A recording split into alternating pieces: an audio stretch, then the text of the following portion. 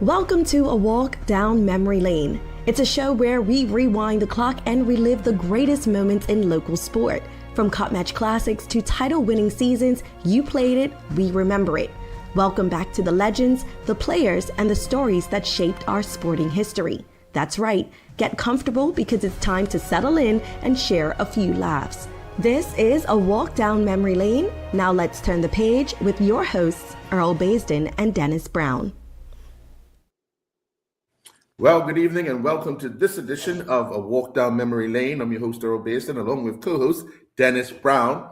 We are joined by Eric Levon and David Frost, and we'll soon be joined by Johnny Newsom as well. Dennis, I'll let you lead this off tonight because we're paying a tribute to none other than Denver Seymour Jr. Senior. Yeah. Okay, yeah. Good night, Earl. Good night, Eric and Frosty. Plus good night, good night, Bermuda. Good night, Bermuda. Yeah. It gives me great pleasure to look at you. Pay tribute to someone who meant so much to me as my brother-in-law. As I made in my tribute last week, he's my forever brother-in-law.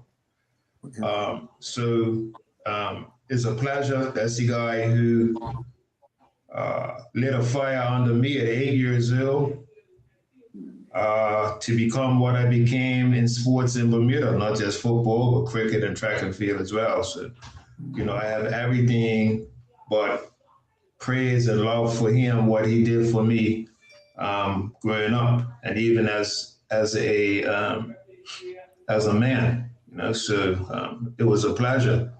So the first question I'm going to ask both of you,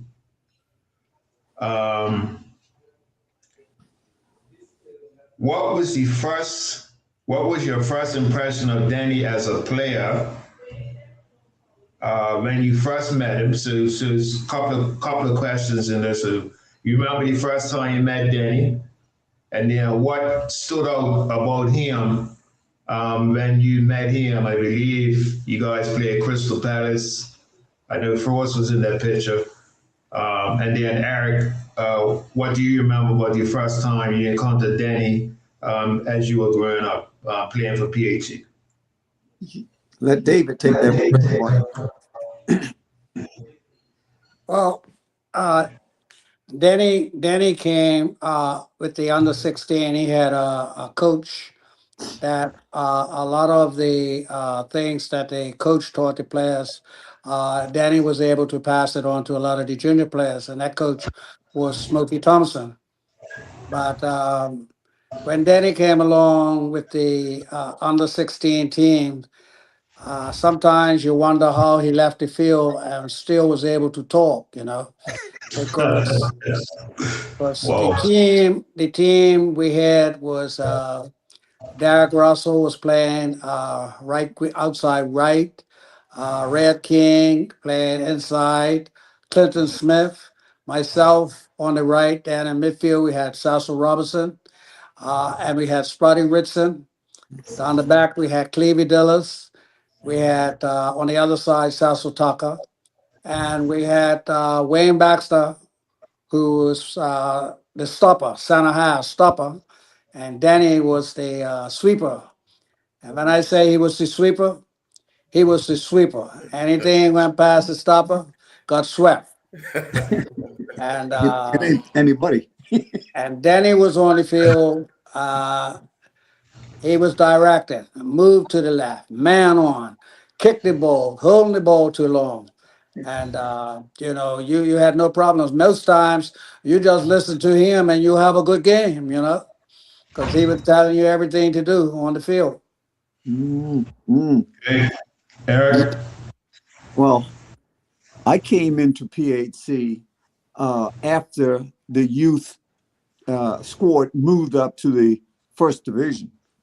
I came when the likes of Duckfoot, Winfield, Tinty, Neobs, Cortland. Those guys were on their last, and I came in from Devonshire Lions, so I was able to move into the seniors. I didn't go to the youth.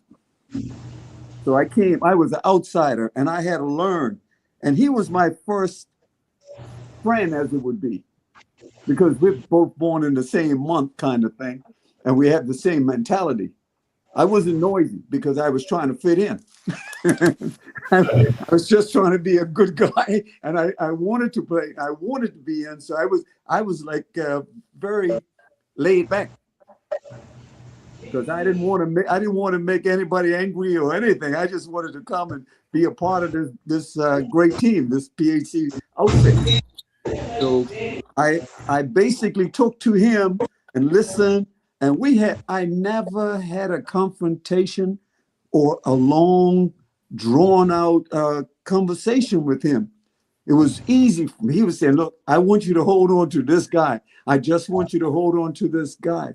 And it was like I was basically a left-sided midfield player, and it was always hooking up with the right-sided opponent. So he just stressed that to me. And of course, Johnny and Noel and everybody down the back was like, hey, you hold off the likes of, oh my God, Gary Darrell or George Springman, then you're helping those guys behind you. So I was just glad to be in the team, man. I wanted to play for PHC so bad. I would have kept my mouth shut through the whole thing, and I was just glad to be there. Yeah. And he was the one that made me comfortable. Okay, Johnny, what was your first encounter with Danny? Can we hear you? Johnny, you can hear me? Still can't hear. Still can't hear. Yeah, something's wrong with his audio. Yeah. Yeah, Johnny, we could tell you're talking, but we can't hear you. We can see you. Why don't he try his phone? Oh. Yeah. Can he come on his phone? Yeah, he can come on his phone. Try it on your phone. Yeah. Okay. Mm-hmm. All right. We'll get back when we see him come back in. Yeah. So Dennis, let me ask you. You said he came into your life when you was 8 years old, and yeah. What was some of the best advice he would give you as a youngster in the sports that you were going through at the time? Okay, well, I was 8 years old, going 9 that summer, and I was invited because at that time it was only under 14s and under 18s. Mm-hmm. And I was big for my age. Mm-hmm. And one of the things he told me is that I need to prove to Somerset that I'm good enough to get into that under 14 team at 9 years old. And one of the things he said, I don't want to hear no excuses. I see your talent and stuff like that. Now you need to go out there and prove to those guys that you're worthy of going and playing in the under 14s. That summer, so said, so done. I actually got into the Somerset under 14 team at 9 years old. And with him, it was like nothing, never any excuses, right? He don't want to hear excuses. Oh, about that older. No. Oh, about that bigger. No. He always helped me to task in relation to no excuses, get it done. You know what I mean? So that stayed with me. Like he like I put in my tribute last week, he lit a fire under me to be like a beast, and it's ironic that Frost and Erica saying how he talked. Like I was the same way. Like I talked from the first minute to the last minute, all game. Like, and it's amazing how our mentalities were similar, when it came to leading our teams. You know what I mean? So yeah, he was the one who pushed me to the limit. Yeah. One thing, he was a fierce competitor, but the minute the whistle blew, he was your best friend, whether you was his opponent or his teammate, because he shared the same message to his teammate that he did to his opponent. Always wanted better of you and from you. Johnny, are you able to hear us now? I hear you. Yes, I do. Can you hear me? Okay. Yes, indeed. Hey, Welcome. Johnny. Welcome. Yes. How you guys doing? Boy, yeah. Welcome back. So Dennis, you can go ahead and ask Johnny the question you wanted to ask previous, and he can have his reply. Okay. All right. Night, Johnny. Thanks Yes. for coming on the show. Hey, my pleasure. My pleasure. So the question I asked Dave, Frost, and Eric, what do you remember of your first time meeting Denny, and what were your impressions, when you met him? Well, similar to what my teammates mentioned, he was, actually, it was no nonsense. And really, I got to know him better once he returned from school in England. Mm-hmm. And Denny was, I guess, a clone of the English game, whereas his way of motivating people at that time was to yell at you, and yell at you a lot. The English, come on, you blah blah blah. He was into all of that, and so I guess it might have taken a little while for we Bermudians to kind of accept that. But I must say that I do remember we played a cup final. I can't remember, it was Devonshire Colts. We played a cup final, and I was one. I preferred to kind of bring the ball out of the back and start play from the back. And this time it didn't work. It didn't work this time.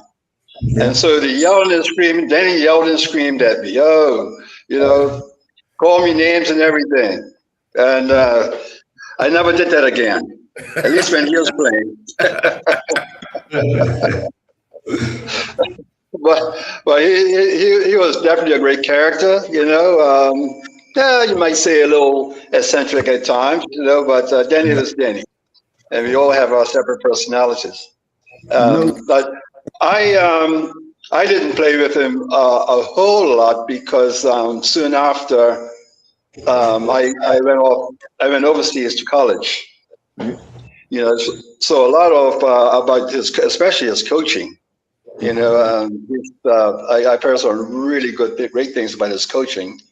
And a little later, I want to talk about his administration with the BFA, because that's something that people may miss. Okay. Who's that? Eric? Yeah, listen, man, I would see, because where I would be all the time in the middle of the park, I'm turning around and see things, but he would get in Beaver's ear. My God. No one could be beaten in the box. Opponents. We couldn't allow anybody to come. Beaver, Johnny didn't miss the header, or Derek was not holding on to the post. I mean, it would be screaming. But it was all in directing. You know what I mean? It was directing. Yeah.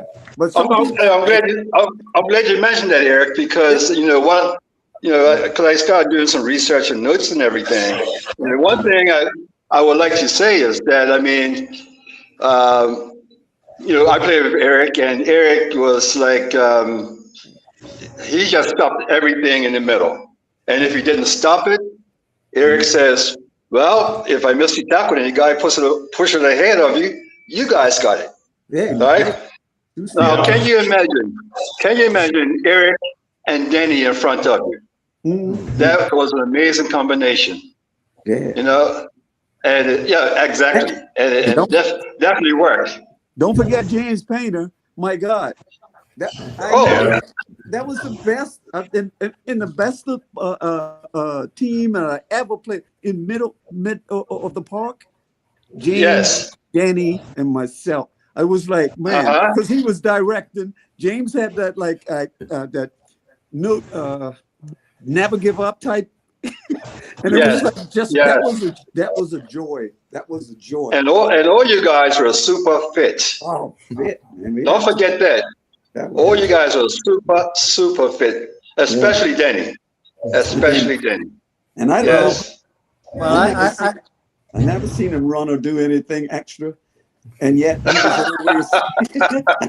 he was always like there. Like say, whoa, like well, he must be doing stuff back at the house in the garage, or, or something. Yeah, Frost. yeah, I mean, Johnny may not have seen him do anything extra, but when you're training and you got sprints or you got 50 push-ups, Danny was saying, oh, we did 50, that looked pretty good. I think you can do another 50. So whatever we were told to do, Danny would make you do it again and again and again. You know what I mean? And and like Eric said, that the team was super fit.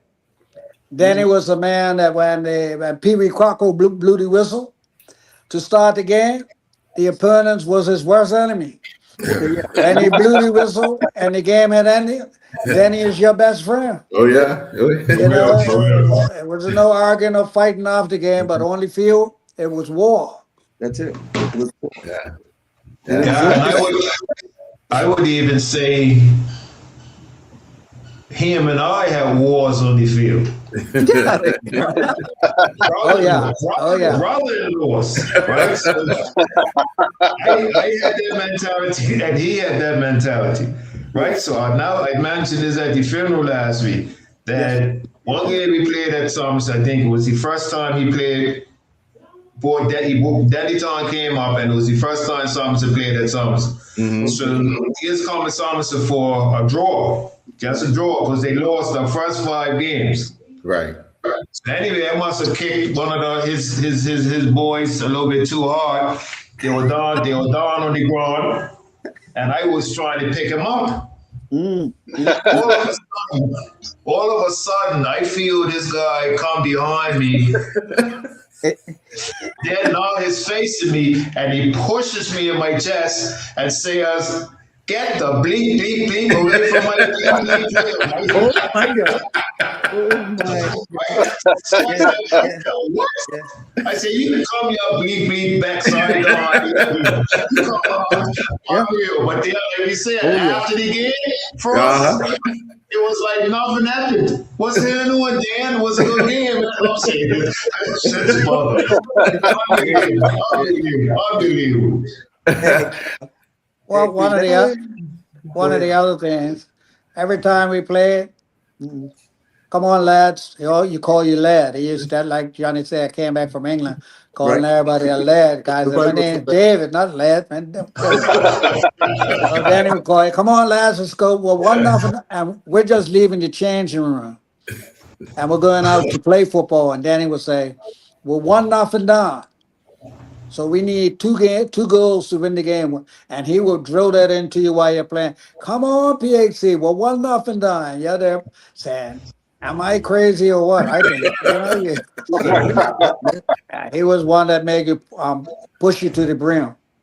Hey, yeah. Okay. Big games, right? Because I was fortunate because I also mentioned this in my tribute that my sister knew I was a Trojan fan, and she had me tagging along with her and Danny to PHC games. That's right. That's right. From 9 years old to I got the best of both worlds because I got the chance to watch PHC, and when I wasn't watching PHC, I was watching Somerset. But there you go. And the quality at PHC was crazy. Was crazy. Like Eric said, James, yourself,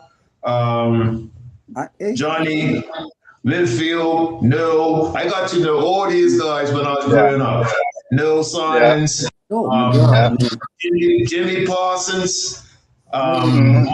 Mark Basswood, Ali, because Ali and I found out we had the same birthdays, July the 18th. Oh man, look at that. So Uh-huh. moving along in years, we always called each other birthday and stuff like that. So PHC had quality, like unbelievable. Yeah, it was quite something to get up there, Bronny. Listen, I never said from the beginning, you done a good job too, man. I listened to the whole service.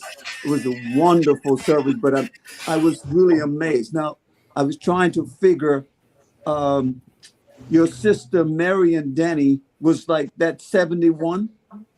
1971, yes. 71, right. We got married in the same year. I'm the Okay. same married in the same year. But December and 11th. now her daughter Dana and Dana, my daughter, yeah.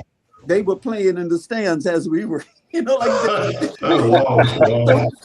all of this has been like a big part of our families, man. I mean, that Wow. whole thing.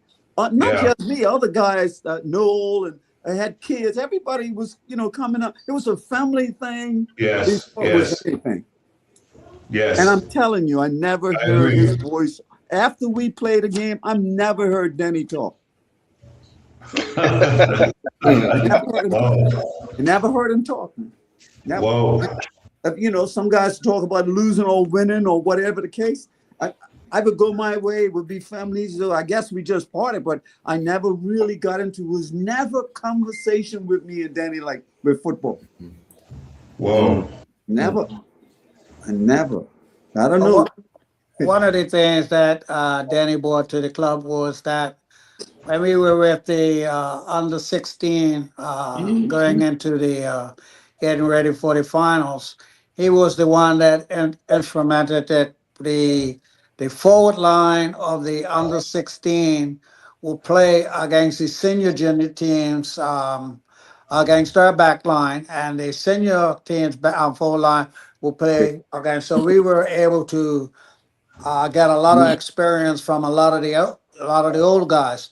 Because when I came from the under 16 into the senior team, we had Philip Smith, we had Noel Simons, Jerome Robertson, Dawson Swan, maybe, and that was the junior team. And the junior team players could really play in the first team. Yeah. And that's the sort of continuity to here.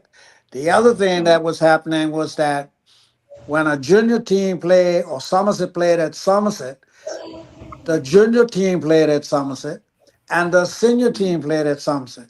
So that meant the coach was able to look out there and say, well, this guy here, I want to put him on the bench next week, because he's got potential. But now we got somebody playing down St. George's, Somerset's playing up Somerset. Coaches, I glorify him in the job right now, man. That's hell, man. So imagine that you got a so-called junior team, then a second division team, and your first division teams playing one after the other. What would mean at a home stand or even away. Everybody's playing the same club at that day. That would be fantastic. But man, I was about to say something to Benny. Oh my God. I think we were playing we played Devonshire Colts in a last game of the year, and I think that game was at PHC. Gary, Darrell, and company. We had to get at least a draw out of that game to stay in the first division. Remember that? Yeah. Man, oh my God. I was bleeding from my ears from the fact that this guy was pressing everybody so hard. It was unbelievable. It was like, hey, this was do or die. We ended up, it was a draw. Yeah. No, we won. Yeah. We won that game? Yeah. We won the game. I scored both goals. Both all right, 2-1. And 2-1. Gary Darrell scored the other one for Colts. I remember, listen, man. It No, was Peppy Deal. Happy deal, yeah. Peppy Deal scored. Yeah. So you got me. Hey, John. I'm sorry. I apologize. I apologize. Hey, man, that was the most tense. And that was, hey, Johnny. That was 10. Oh my God. Because remember, Eric, I came back from overseas, That was, oh my God. And then we and went, Dale couldn't make it, right? So yeah, that's why I remember so clearly. okay. Yeah. And then if this is the game, we went out the next tour to England and came back and nobody could touch us. Well, So I what- think that was before. I think that was before that game. Okay. All right. Okay. We went I to know we England had- before. We went Yeah, to we England did. before we won the Triple Crown. All right. So we Yeah. actually, this game was to stay in the first division that I'm trying to describe. And that was the most tense. And of course, your boy was Yeah. back there. He was ruling and roaring. So that was like, oh, I think we won the game because of Dennis' mouth. Yeah. Yeah. I wouldn't like that. I wouldn't Yeah. like that. I tell you, we did a benefit game for Mop Acid after he had passed. We did Yes. a benefit game up National Stadium. Right. We Yeah. must have had about 60 players Right. that were 60 years old. And the coach for the Western team was none other than Danny Seymour. So we're in the dressing room, and Danny's there saying, "This is we're doing blackboard session." Guy said, "Danny, what you talking about? We guys too old for blackboard session, man. Let's go out there and have a kick around." No, this is how the game's going to be played. We'll Yeah. play the ball out from the back to the midfield. I want the ball go between the fullback and the center half. And I want you run around the fullback, get the ball, and cross it. So I said, yeah, okay. Yeah. So I'm there tying my boots with my head down. And my brain said, "You heard what Danny said? You can do it. You can do it." Then my leg says, "You make one dash down that ring, and I will hurt you." That is definitely the end. Yeah. So said, so done. The ball went down the ring. I dashed full muscle. Danny, take me off. It's not half time. Hang on. I said, hang on. I'm hurting. Yeah. But truly is something to know that we had such an individual in our midst.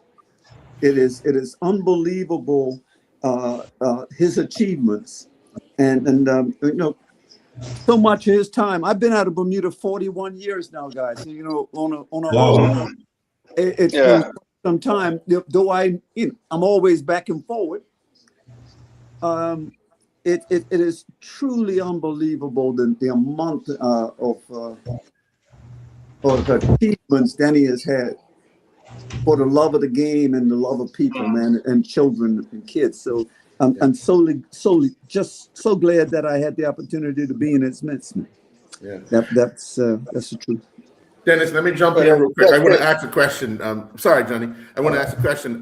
Dennis, you often talk about the intensity at training at Somerset. You guys, what was the intensity like training with PHC with somebody like Danny in your midst? That Go ahead. I was overseas. Go ahead. David would be the only one with Danny because when he came down, yeah, I would say that there.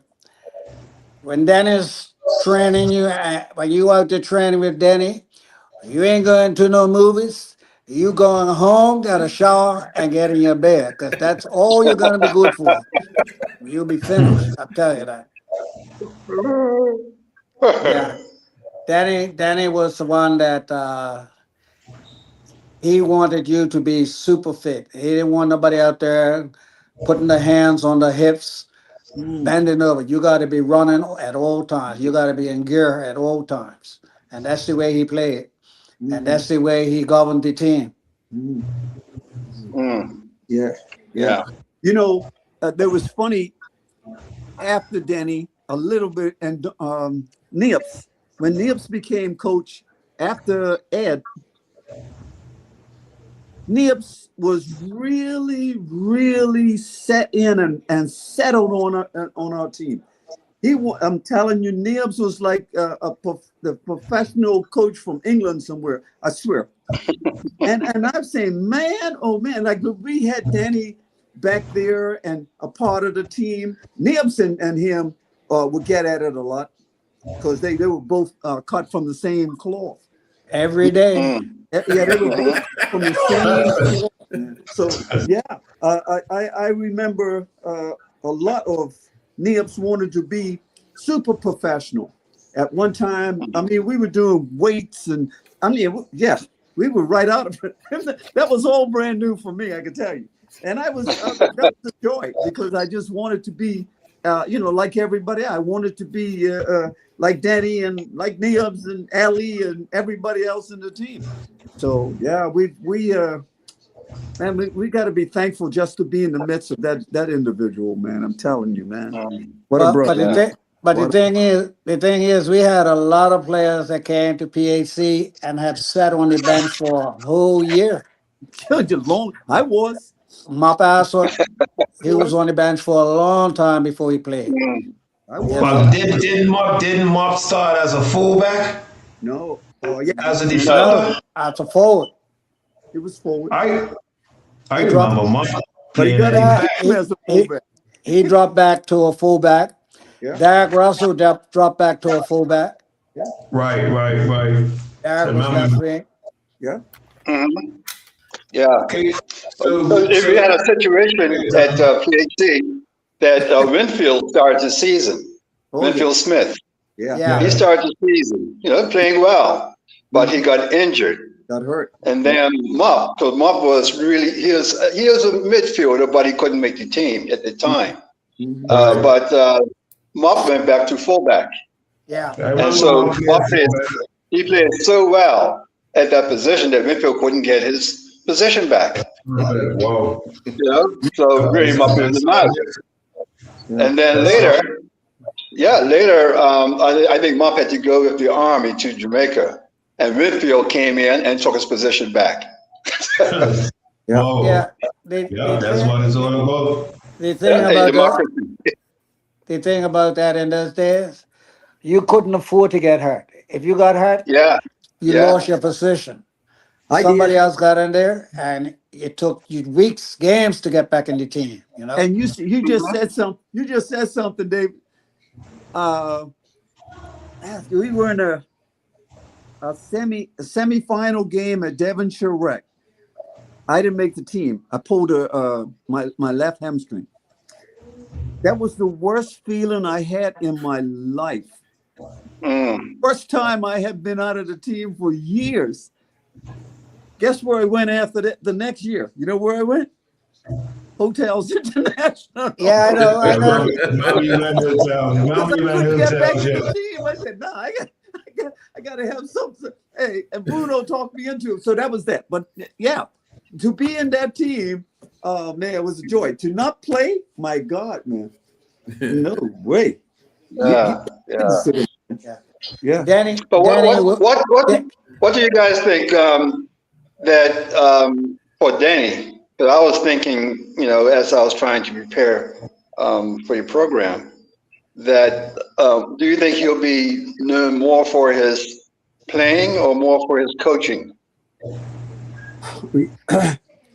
I would probably say for the generation of people that saw him play, it would be that. But he took that playing to the coaching style as well. So a lot of younger people will recognize him for his coaching ability, and the fact that at times he would even put on boots, and if he couldn't get you to do it, he'll do it. No, that's true. And Danny ended up being like the 12th person on the field. Oh yeah, because he's organizing everything, he's telling everyone what to do. Where to be. And I mean, I had a little quick story here that we played against Dendytown. PHC played against Dendytown, and that was after I came back to Bermuda. And Dendy played midfield for Dendytown, and a corner came, and this proved that Denny was right ahead of his time. The corner was taken, and I got above Denny, and I scored. Now Denny rolled around like I shot him. all over the field, roll around. I said, Danny, what are you doing? You know? And the referee said, foul. It's a foul. I said, Danny, I didn't even touch you. He says, oh, you know, I gotta do that, you know. Yeah, that was him. So part of his coaching also, I mean, yeah, he played, he was a 12th guy, but he also demonstrated.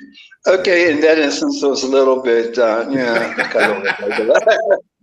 but he demonstrated, and that's the good thing about, you know, in coaching courses, they'll tell you that, okay, if you can't get it or do the thing yourself, you got to get someone to demonstrate. So he demonstrated. He was a very good player. Still a very good player at an older age. Mm-hmm. Very British, though. One other thing is that Danny was a referee's worst nightmare. Oh, my. You can ask Pee Wee Crockwell about that. I mean, I guess Pee Wee was afraid to come to games knowing that they're playing PHC and Swansea. And I said, boy, can I skip that game? Boy. How about McNeil Smith? My God. I Yeah. Oh, my goodness. Yeah, Danny was a referee's worst nightmare, man, I tell you. Yeah, there's two. Ref. Yeah. I can't deny I wasn't either, because I was the same way. Yeah, I know. I remember after a game one night, a referee came to me. He said, "Boy, it's like when you walk across that line, you're possessed. Yeah. Off the field, you're so humble and quiet, but once you get across that line, it's like you're possessed." Yes. And that's how I had that mentality, just like Danny, just like Seymour. Crockett and I always used to get it. Crockett, McNeil and I always used to get it. Unbelievable. Yeah. He would get me early. He would get me early. Don't say anything. You know, if you do, I'm going to write you. Don't say anything. That would be early. That's it. Yeah. But truly the youth that he had gone through. I mean, imagine to have somebody like from a school teacher in athletics all the way through to some of the guys that I would have played with, all of you would have played with. I only played with Danny. He never coached me or anything like that. Right. So imagine the number of kids in Bermuda. I mean, just tons that have come through his for sure. Oh, for sure. You know, and it's all the same. It's not different. It's all the same. You know what I mean? It's that one guy, and that's his mentality and his teaching and to do those things. It's unbelievable, man. He was way before his time, because I was telling guys last week when we had the wake at Somerset. Yes, sir. In 1976. Yes. He taught us in school about zone defending. In 1976. 76. God. Like, unbelievable. Like, you know, he always used to say football and basketball is alike, which it is. It is. Movements and stuff like that, defending, zone defense or press, and it's the same philosophy. You know what? He was way before his time, man. Way before his time. I used to, because I told my nephew, I hope you got all his books, all his logs, because he used to write in that log like almost every day about football and training and drills. Unbelievable. Yeah. There's a collector's item. So my nephew said, yeah, he does have them. So there's a collector's item. Yeah. Unreal. Yes. Imagine that was the teacher. Yes. So a question how was he like to young players coming into the team? Because I know I had a certain way about young players and stuff like that. How was he with young guys coming into the team? I can answer that. Yes. No different. Danny was one telling the young players, this is the man's game. You gotta get tough. You gotta Whoa. do this. You gotta do that. And if you couldn't do it, Danny would get out on the field and he'll show you how to do it. And that was the difference that, if PhD's juniors are training, Danny is a senior player. He'll show up and he'll get out there with his boots and he'll work alongside a center half or he'll work along somebody. So he was like I would say like a hands-on coach, you know. Mm, But yeah. he would shout at you, and after the game, he'll come over there and touch you on your shoulder. You all right? Are you all right? Yeah, And And I and know. and, I, Hey, and I'll say this here. Dennis made a statement earlier about learning from Denny. I was up at Somerset Cricket Club to the FA Cup finals between PHC and Somerset. And I heard this person shout out, "This is a man's game. Get tough. Do this, do that." I thought Danny had passed away, and it was Dennis Brown down in the corner doing the same thing. I thought Danny had passed, man. Ronnie was up there doing the same thing with his junior players. yeah, yeah, yeah. Yeah. Okay, so over the years, right, PhD have had this mentality about fitness, man. Yeah.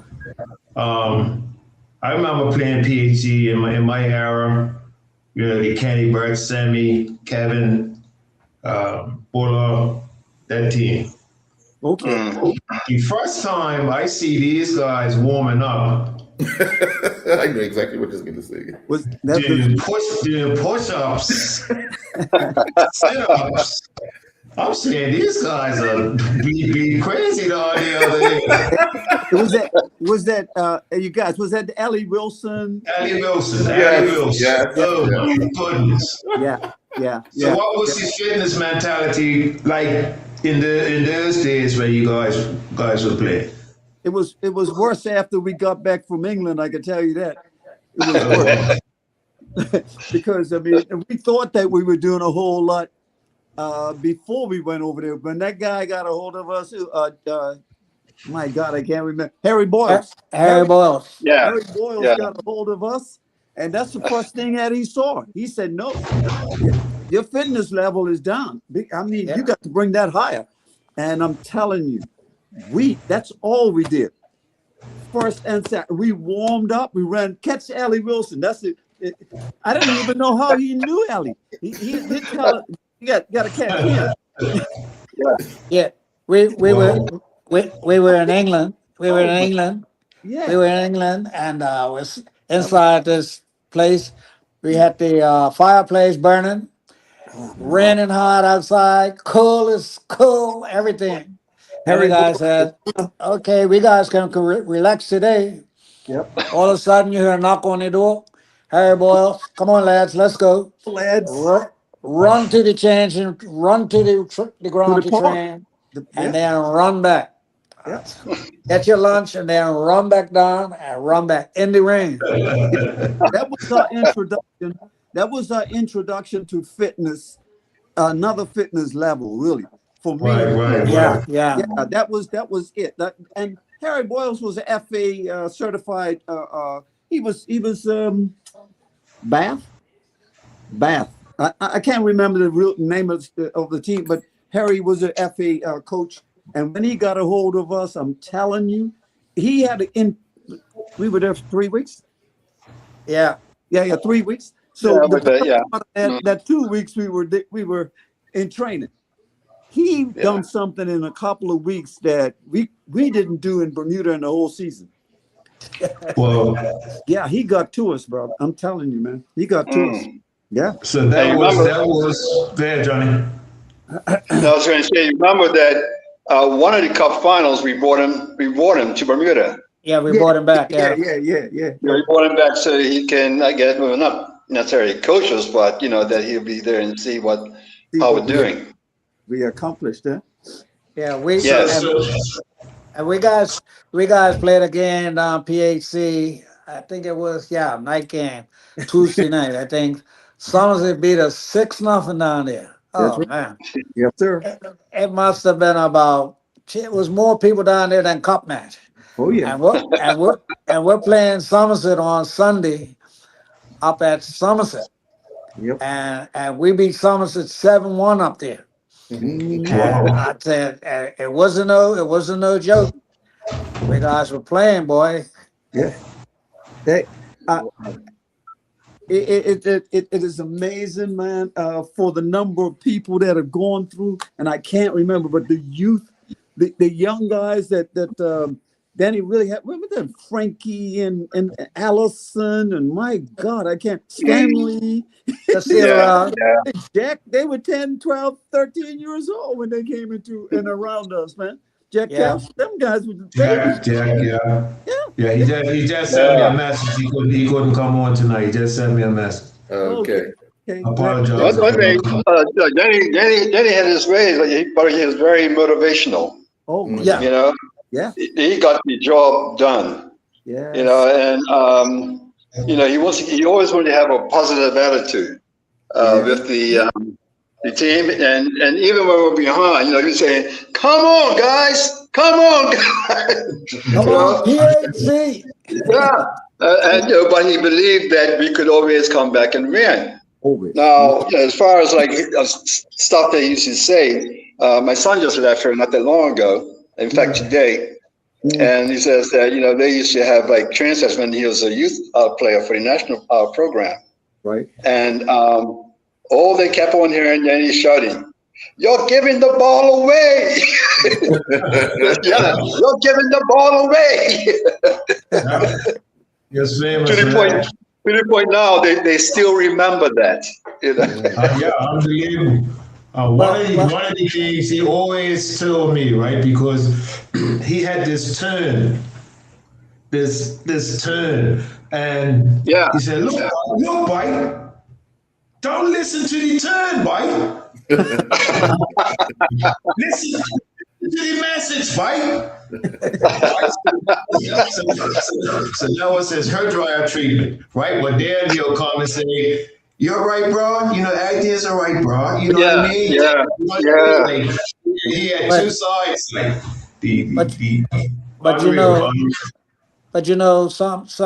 some coaches, they have a way of correcting you and shouting at you that causes you to stop playing.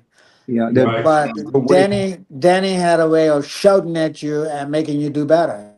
Right. Yeah. Yeah.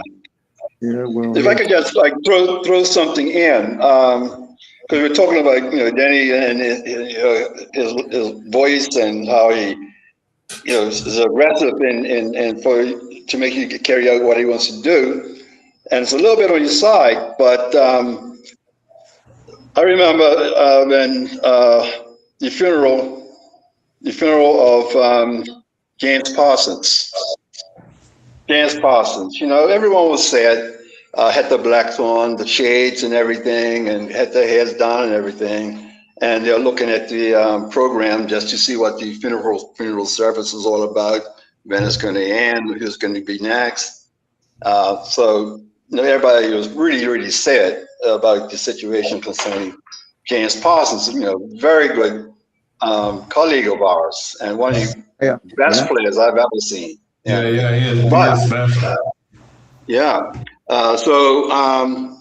next speaker was Denver Seymour.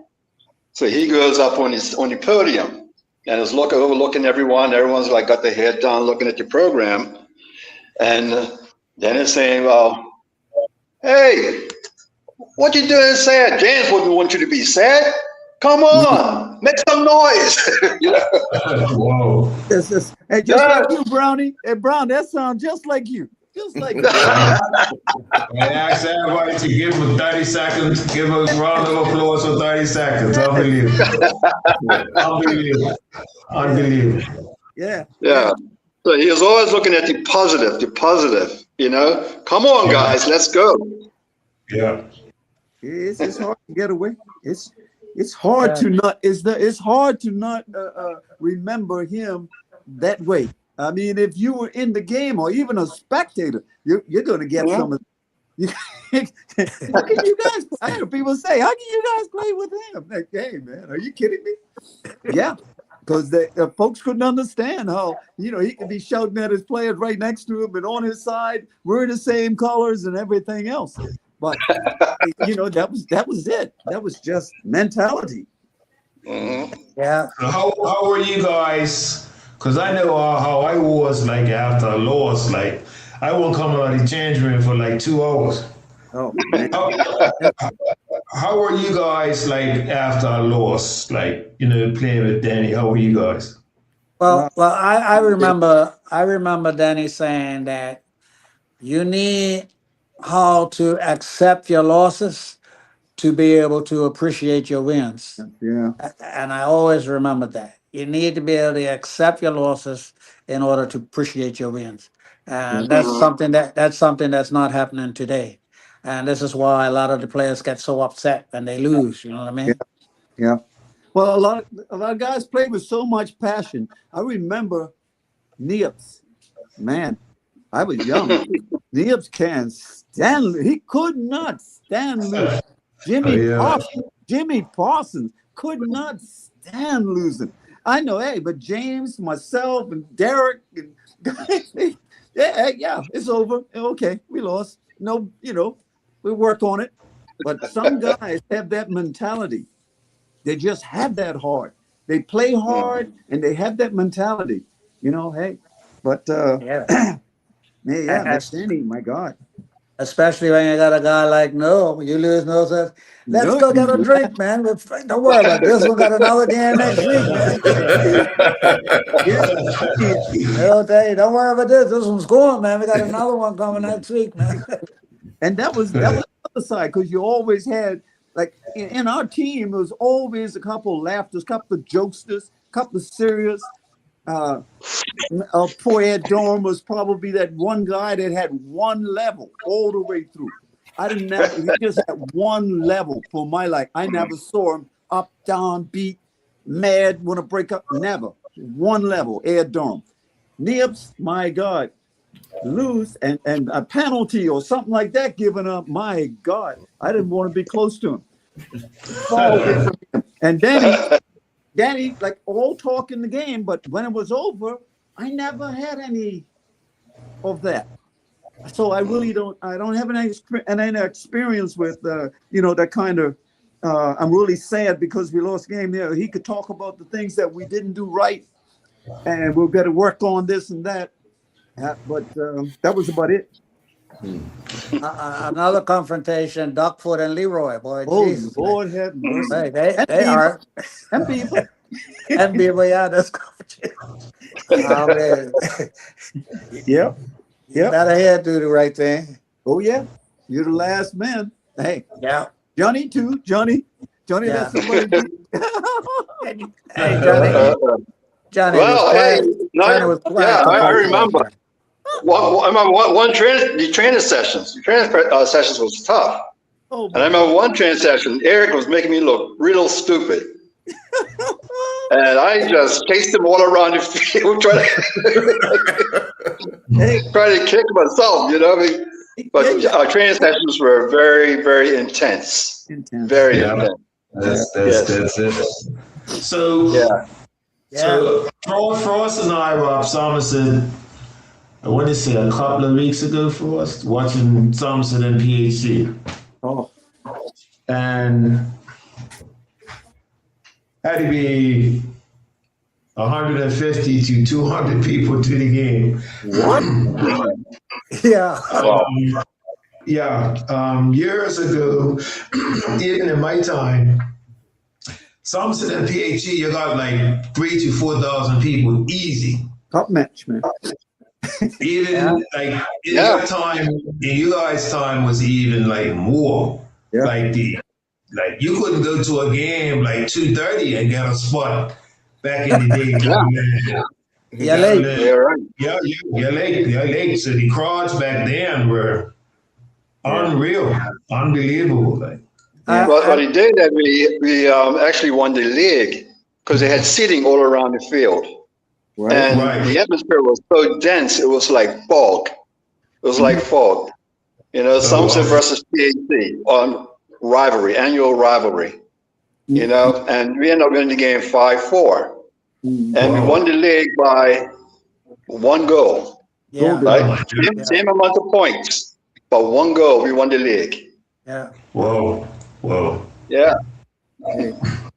And then you had up Somerset down on the roadside. You had all PHC down there, and on the other hand, you had all Somerset down there behind the goal. At halftime, everybody just walk across the field and switch.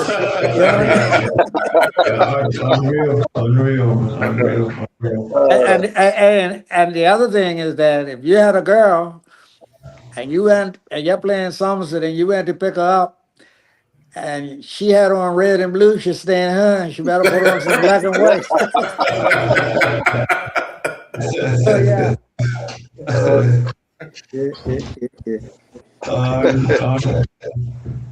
So, Dad.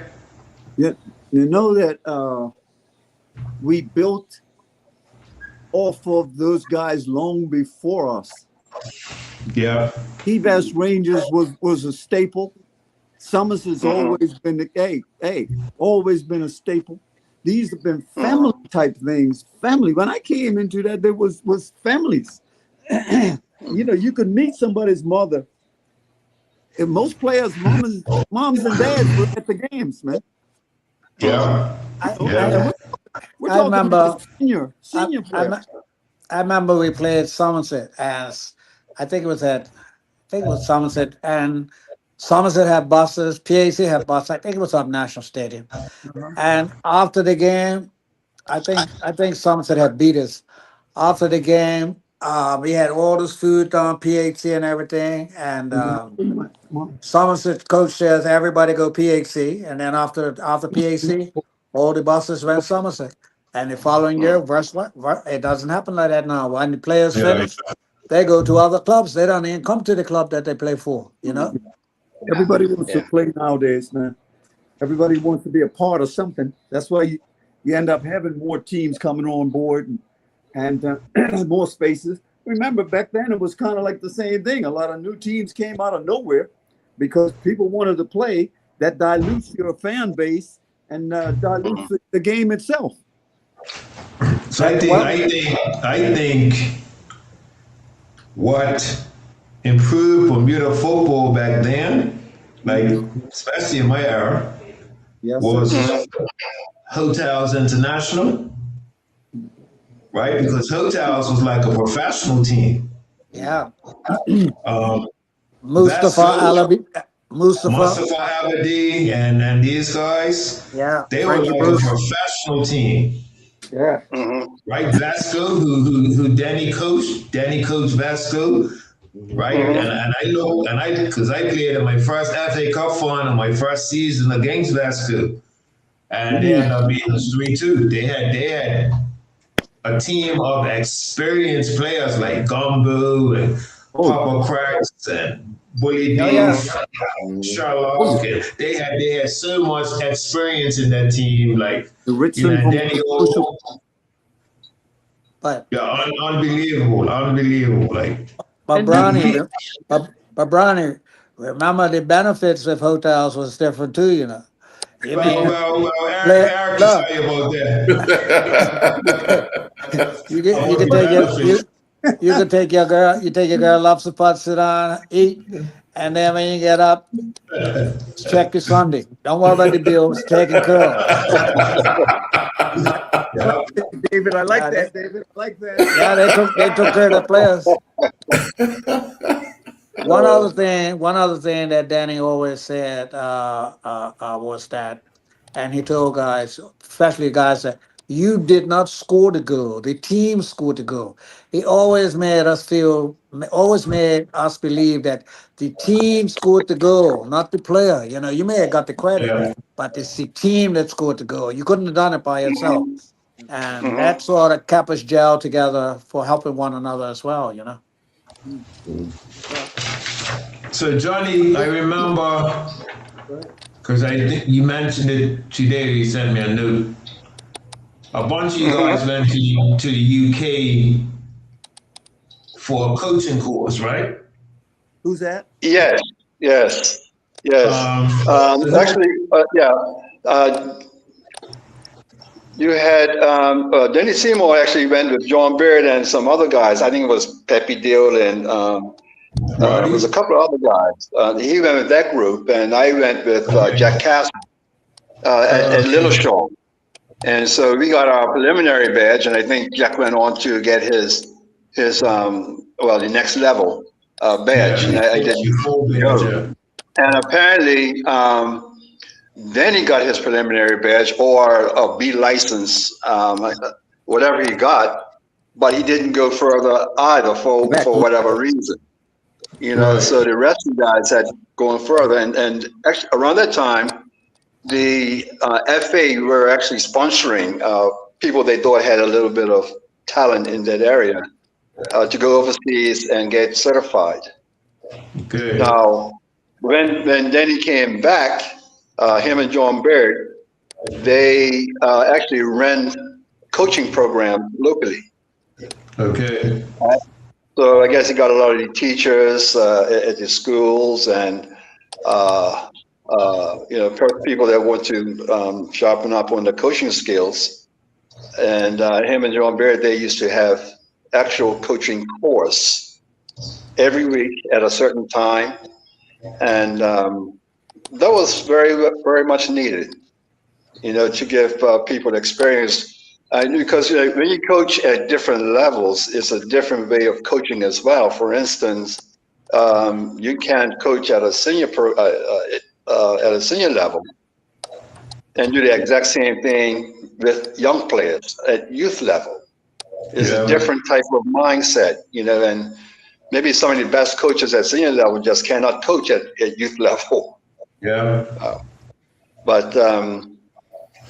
Yeah. And what I wanted to talk briefly about was Danny Seymour and John Baird being on my committee when I decided to get into the BFA. They came aboard and part of the committee, and it was a very important time at that time because we were dealing with the Miami 7 situation. Okay. You know. So those guys, there's two things they mentioned because I was pretty raw as far as the administration and everything. But I just felt I wanted to be at the BFA because I wanted to spread some of my ideas throughout the whole Bermuda. But being raw, these guys, you know, they were in the coaching. I think it's called a coaching committee at the time. I absorbed them from the previous year. So the one thing they said was, listen, you know. What happens is that when you come in as chairman of a committee, you select your committee members, right? It may not be the same as the ones before because the people that were there before, their term elapses when the season's over. Okay. And the second thing they said was said, John, when you being the chairman, you got to come with your ideas.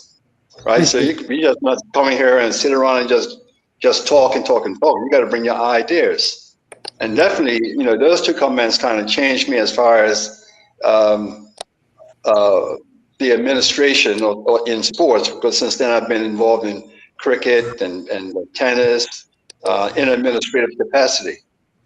But that was a time, and you know, we had to deal with trying to put Bermuda back in good standing with the corporate Bermuda because they were not going to support the senior program at that time after the Miami 7 situation.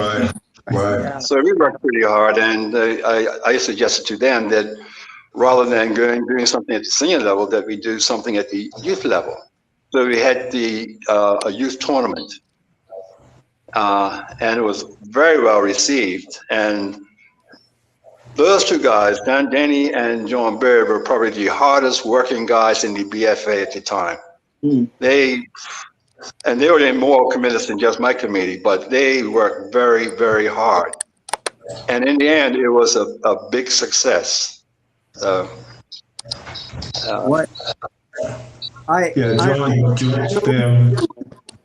who was the major sponsor for that tournament? Oh boy, you got me now. I'm trying to remember, but we had quite a bit.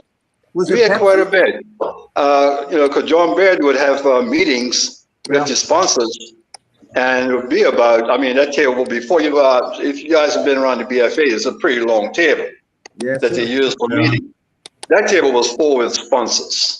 Oh my So God! we had exempt companies, we had local companies. I'm gonna give Yeah. I'm gonna give you your roses right now, brother. Good job. Yeah. Hey, Brown. Uh, Hey, did Denny ever? Yeah. Did Denny ever make any? I don't know. Conversation with you for wanting to be the national team coach of Bermuda? He actually. yeah. Okay. Yeah, I was asked to attend a meeting, and I can't remember who the coach was. In fact, that was right around the Miami 7 situation. Yeah. And I decided, because I was trying to get promoted at my job and all that, I decided not to continue, not to proceed. And so I just dropped out of the running. Yeah. Yeah. But what about Danny? Did Danny show any interest in being a national coach? I don't remember. At the youth level. At the youth level, he was. Yeah. He actually coached my my youth squad for a couple of years before Coach Trott took over. Okay. My squad was stacked, like Kenny Burt, Andrew Bascom, Right. Troy Barkley, Andy Bailey, Michael Cadet, Buller Anderson. So we were stacked. We had talent galore in my squad. And Seymour was the one who put us on our path, because we actually got to the semifinal stage. We won our group in St. Louis, went through to JFK Stadium in DC to play against the US. Pretty sure it was the semifinals to go to the World Cup, but they ended up beating us 2-1. But Seymour was a big part of that team going to that level. Like he didn't mince words. I remember we had a tournament here in Bermuda, and we were beating up the teams that came here, and we must have been smelling our oats a little bit. And he gave us the hair dryer treatment one night. You guys haven't won, bleep, bleep, and this and this, and tomorrow you're gonna get up and do whatever. So yeah, he didn't play when it came to like being serious about the game and stuff like that. He didn't play. He didn't play at all. So I think coaching wise, I think he was one of the best coaching minds that I've ever come across. Yeah. His very, very innovative. That mind's always ticking, because when I came back Somerset as the technical director, we used to have like a lot of Zooms and stuff like that. And he's a solution oriented person. It's a problem, but now he wants to know how you're going to get out of that problem. You know what I mean? He was that type of person, like, what are we gonna do to whatever, blah blah blah. And yeah, that was him, man. Unreal. Man, well, I know. One more question, Earl? Go ahead. Okay, so no, I'm saying, Earl, how many more questions? Oh, okay, yeah. Hey, Base. What got time, Dennis? What got time? Okay, If these guys got time, what got time? You sound like Denver now.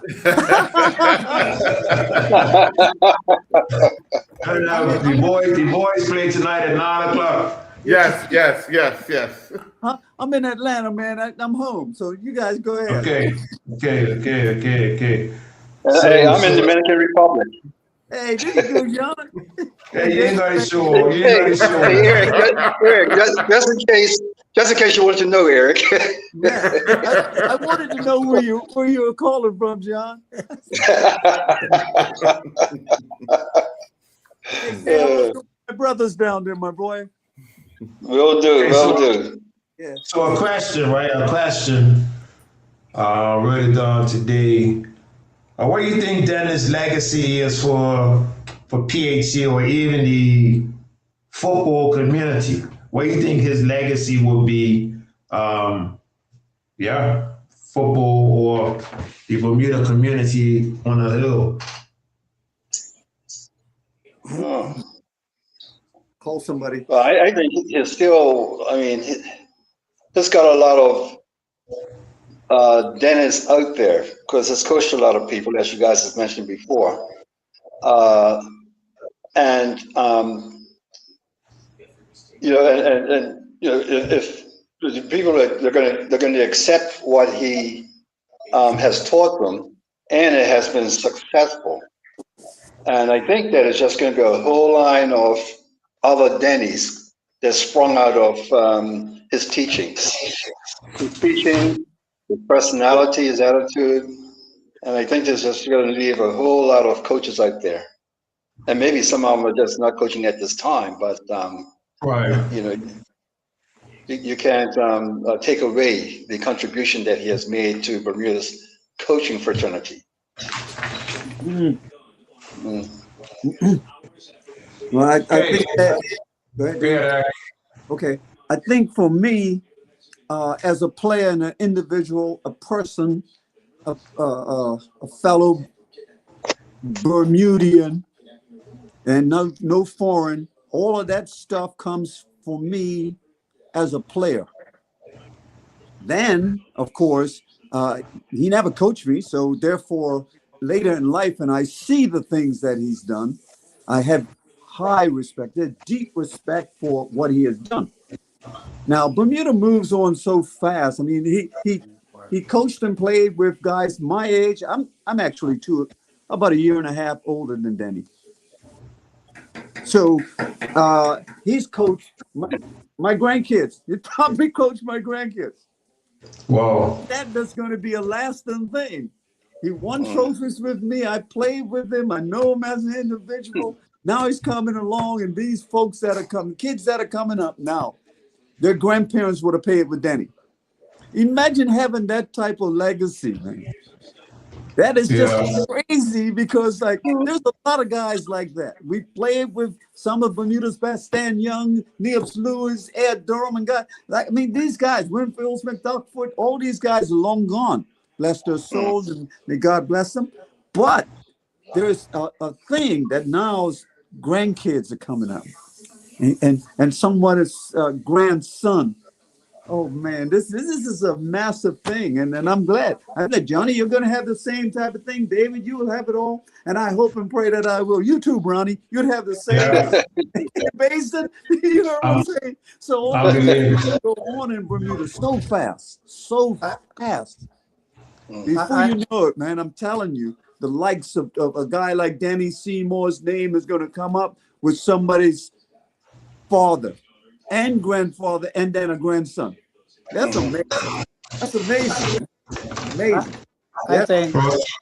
I think Danny, you know, if you go, I think Danny will want, if you're going into something, you need to put in the work in order to get the rewards.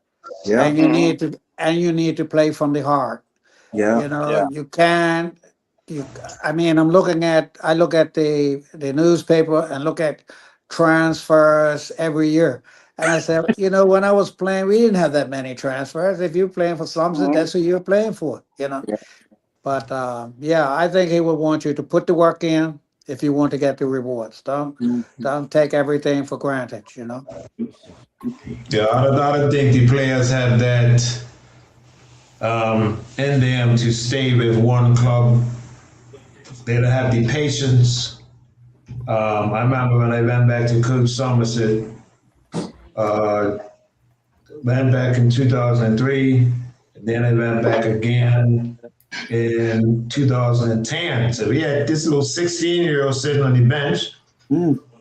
So he comes to me, hey, coach, I think I'm ready to play.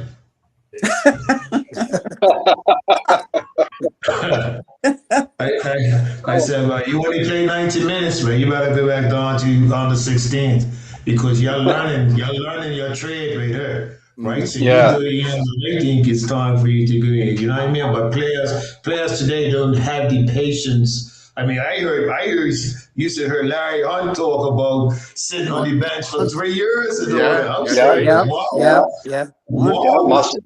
Yeah. Muscles and toe valves and these guys used to say, yeah, we Yeah. sit on the bench for 3 years. I'm saying, wow, these guys don't want to sit on the bench for 3 games, let alone 3 Well, years. yeah. Even Dirk had to sit for a while. Brett Simmons, yeah. Unbelievable. Mm-hmm. They're not committed to the clubs. They're not committed to the club. They just want to play.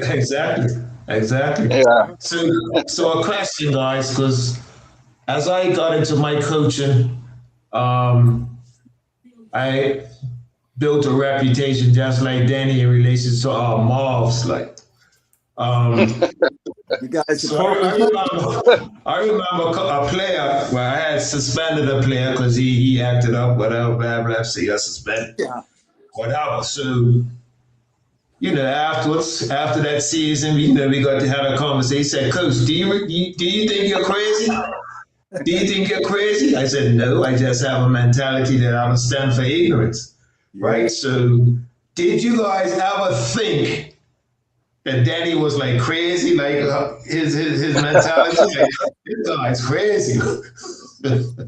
I tell you what. I tell you one thing that I believe. I believe Danny needed to shout and everything to motivate everybody. He couldn't be quiet on the field. If he was quiet on the field, he's having a bad game. But you'll never see him quiet on the field. I mean, he's shouting at you. Even his worst day is still shouting at you. You know what I mean? So yeah, I don't think that. I think that Danny has done a lot for PHC. Oh my God. And has done a lot for the community. It's done a lot for the schools. And I just say that we lost a good guy. You know what I mean? Yeah.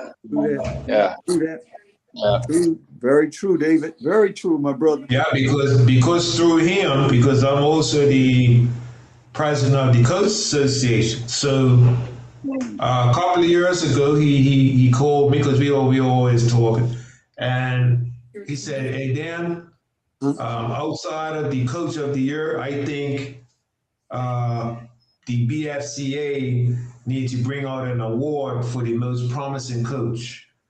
And we've had it for the last 3 years. Okay. It's not the Coach of the Year, but it's most promising coach in the Premier Division, right? Mm-hmm. So for the first 3 years, Jeru Hero was the first recipient. Second year was Michael Smith from Social Club, and last year was Ray Jones from Devonshire Coach. So we choose the. And that was all through Danny's vision, like, you know what I mean? Yes. So, he was definitely a visionary, and we always talked about Bermuda not having like a sports hall of fame like that. To me, that's crazy. That's crazy. Yeah, that's nuts. That's really nuts. The amount of sports people that have come through Bermuda, like and world class people, not just football, cricket, the Clarence Parfits and all them, and football, and tennis, and boxing, and you know what I mean. So in some way, we need to start pushing for our sports hall of fame in Bermuda, because if Eric Devon walked out Dockyard in his taxi, this young man walking across in Dockyard wouldn't know that he was a part of a famous PHC team. If David Frost, and respect. Frost and I worked in the prison together, you know what I mean? But Ross walked up Somerset Cricket Club last week, and he had on that disgusting Manchester United jersey. Disgusting. The disgusting. Disgusting. I'm a Liverpool man. And I'm So, Hey, see so that? See that? It was a trick to that. See, a lot of people hate Manchester United, so Yeah. I didn't have to worry about buying anybody no drinks. You know what I mean?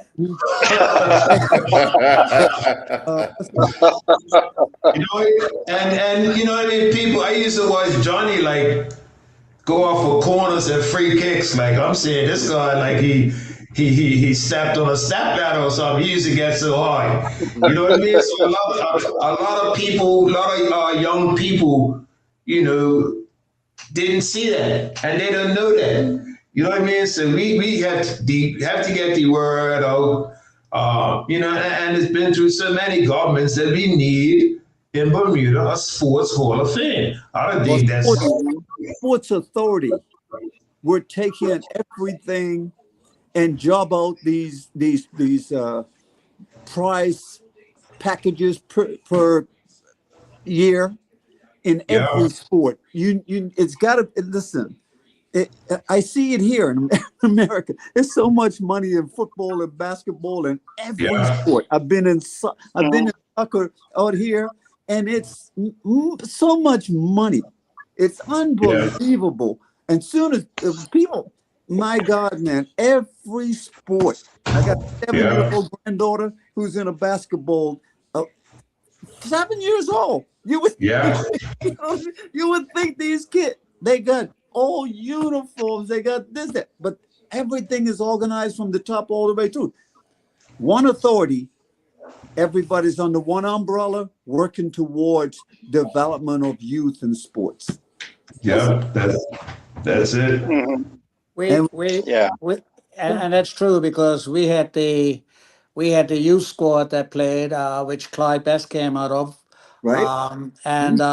We never had no recognition for that, or anything like that there, you know. And It's hard, man. It's hard. and, you know, and a lot of those players that were playing in the youth squad the following year were playing in the national squad. That's how good the sport was. And what Graham wanted to do was abolish the senior squad because everybody was getting old, and move the junior players up, and then keep moving them like that there. And then the BFA went against it. The next year, Pepe resigned. This person, everybody dropping out, and then we had to start looking for players to fill commitments for the national team.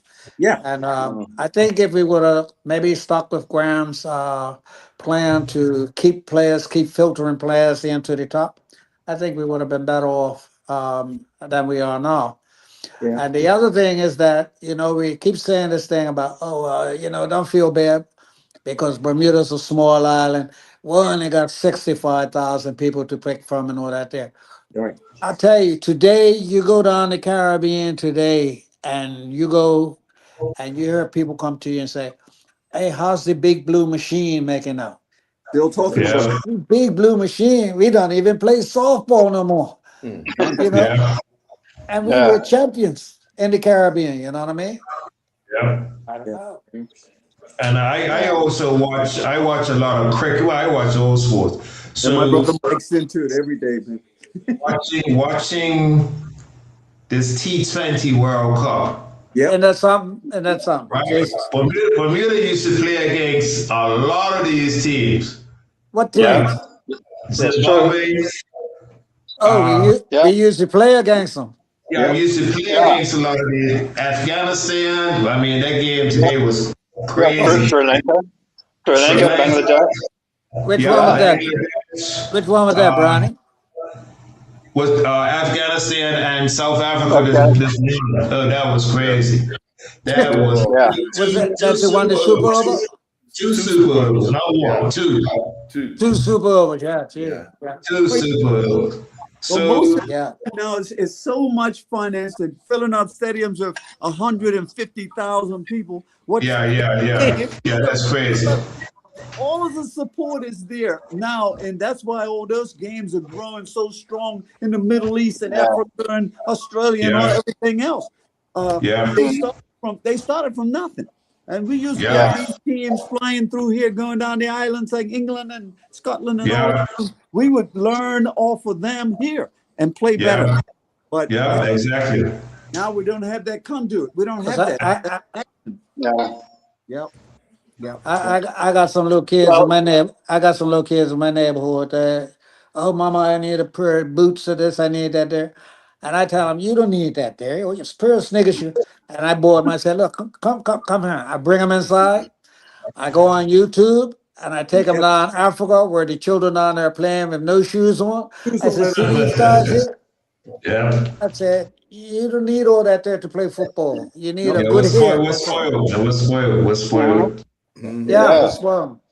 What's spoiled? Well, I mean, but in days gone by, the Bermuda teams have had some really impressive results. Yeah. So starting back in Canada, way back about maybe around what, 66 or 67. I mean, they got a silver medal. The Pan American Games. Back again, yeah. Pan American Games. Mhm. Somerset, the very good Somerset team, drew of Coventry City, 2-2. Our national team drew of West Ham, 2-2.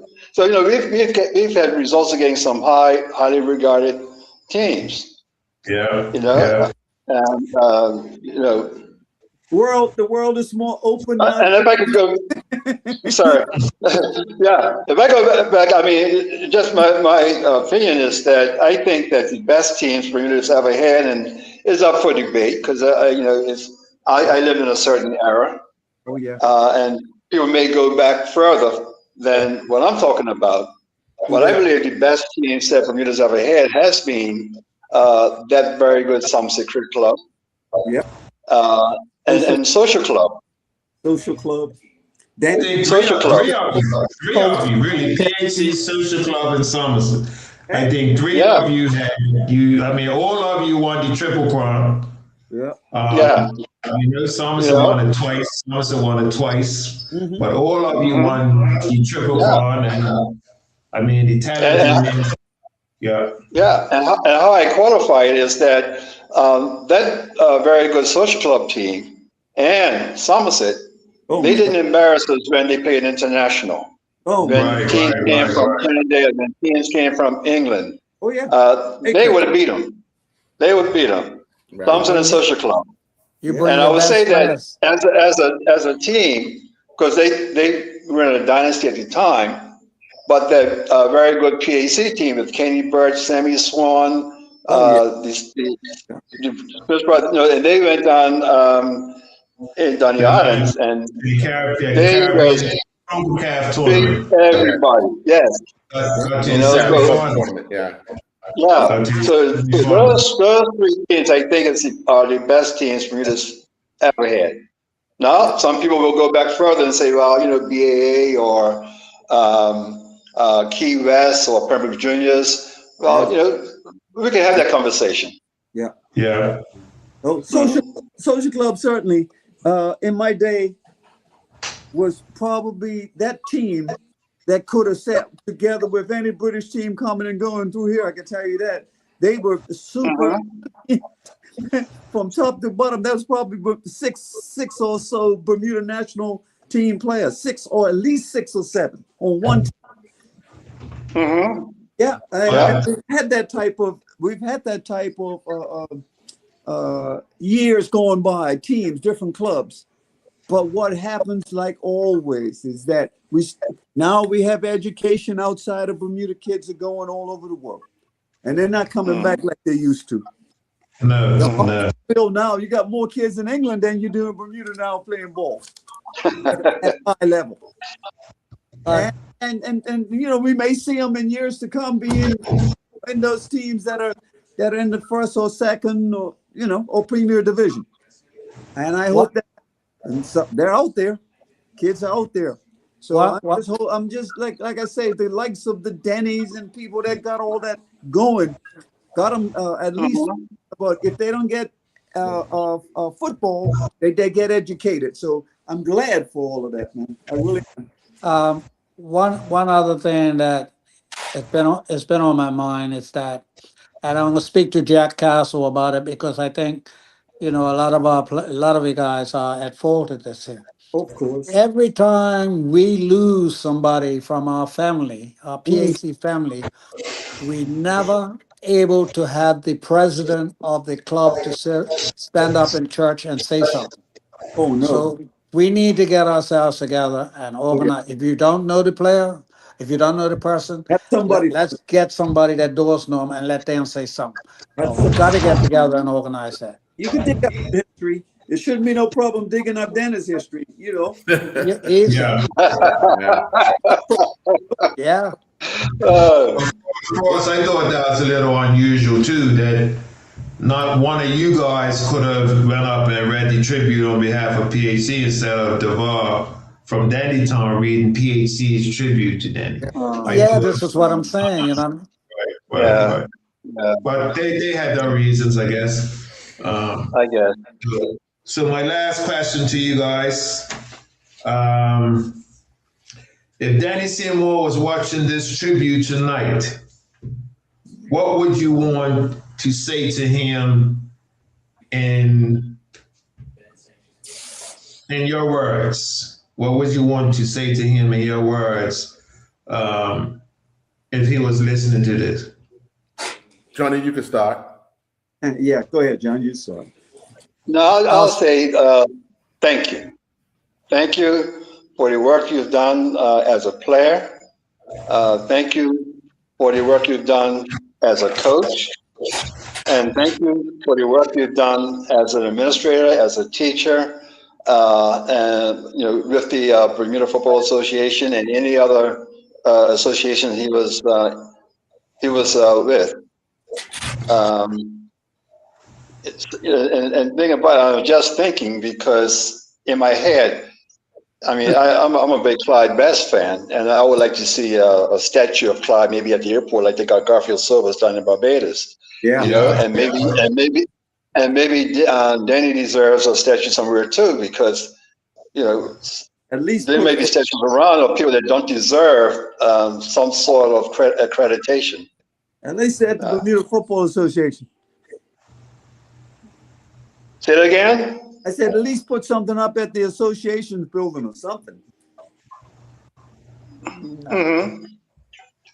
Yeah, but his impacted probably half of Bermuda. It should be.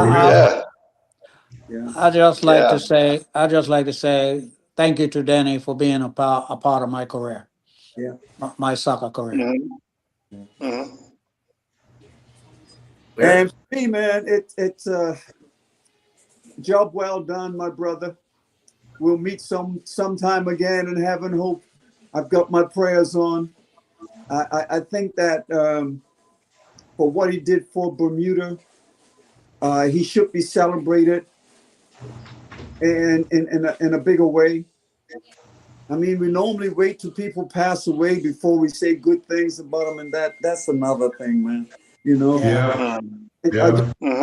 That for all the people around him, his family, and that, I just, my condolences are deep. I had that time with him. I enjoyed so much of that. And Johnny and David, that really, I don't want you to leave without me saying the same thing. I had some great times with the two of you as well. But the brothers gone, we're sending our condolences from my family to his, and everybody else that's associated with him. Yes. Yeah, blessings, my brother. See you in heaven. Yes. Amen. Yes. Yeah. Well, Dennis, any parting word? No, it's just a pleasure just to talk, and I always like to talk about history.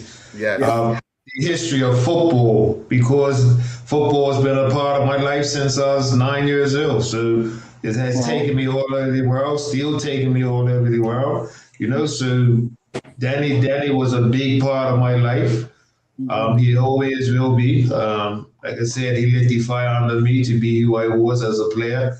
Encouraged me to coach, to give back, because like he said, people took out the time to give back to you. Now you need to give back to other people's kids and stuff like that. So It's been a pleasure, knowing him and learning from him, and it's a pleasure talking to you guys tonight because there's a lot of history. Hey, A lot of history here. You know what I mean? So it's been a great pleasure having you guys on tonight, and Yeah. Now, I don't get a chance to see Eric that often, but I think of him a lot. And if I could just throw in something very quickly, Eric will understand what I'm saying. What do you say, Eric? Put me on, Billy. Put me on. Okay, Put me on, Billy. Billy, put me You guys, on. yes. We were in Mexico. Eric was a substitute for the national team. And the And the game was going on, and we're getting close to the end of the game. Eric was behind Billy Fisher. Put me on, Billy. Put me on. In the end, Billy Fisher put him on just to get rid of him. But let me just Okay, say, I'm done. I'm done. Let me just say, I'm done. let me just say, thank you guys. Imagine we're playing at Mexico's iconic Aztec Stadium. The Aztec Aztec. Stadium, yeah. I mean, come on. Come on. Well, empty your bench, yo. Come on. We're losing. It was about 10 minutes to go for 5-3. No, it's about 3-0. It was a 2-goal difference, whatever it was. Myself, Gary Frey, Barry Dakuda. I can't think of the other person. I think it was about, we had a 5-bench or 6-bench, a goalkeeper in there with Barry. Okay. Yeah. Empty your bench, man. Come on. But let me just end by saying thank you guys very much for this part. Just looking back at somebody like Danny Seymour and what he's been able to accomplish with you guys and for the country in the sport of football and in life, because he was always one, even if he was his opponent, at the end of the game, he would put his arm around you and tell you what you did wrong and how to improve. And one thing about him, he always had that smile. That smile. Hey, Basin, yes. Brownie, I thank you, my brother. You're doing a good job. Eric. Very much, man. Thank you. Right. Yes. Nice seeing you. Yes. And David, like always, nice seeing you, bro. Nice talking to you again, Eric. Okay, bro. To Dennis' family and friends, we offer our deepest condolences. And with that, we would say good night to each and every one of you. Thank you, bro. Thank you, guys. Yeah. Sure. Yeah. Night, Bermuda. All right, guys. All right. Thanks. Cool.